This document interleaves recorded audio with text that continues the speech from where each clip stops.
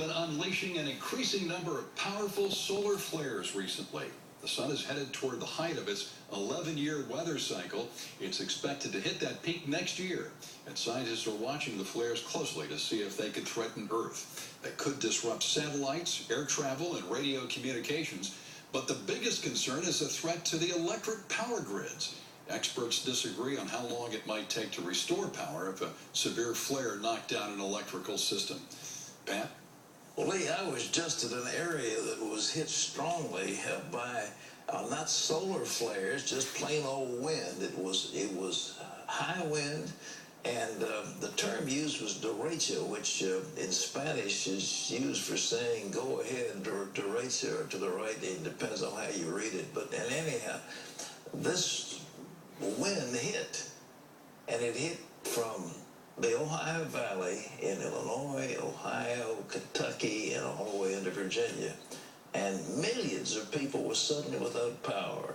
Where I was, there was no water and no electricity for a few days. Things are now back to normal in most of the areas. Still some people without power and terrible heat.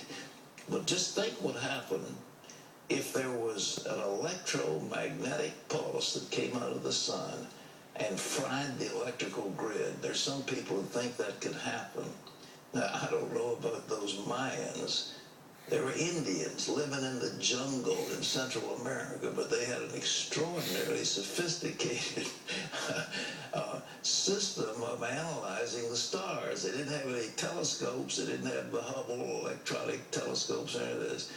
But they projected that on December the 21st, 2012, there would be let's see, 800-year change where the planets in our solar system would line up with the center of the galaxies, and it would exert unusual stress on our planet. Well, we'll see if that happens, but whether the Mayans were right or not, the solar flares are being observed, and they're getting very intense. If they fry our electricity, boy, you better have something standing by. Lee? Egypt's newly elected political leaders may be heading for a showdown with the military.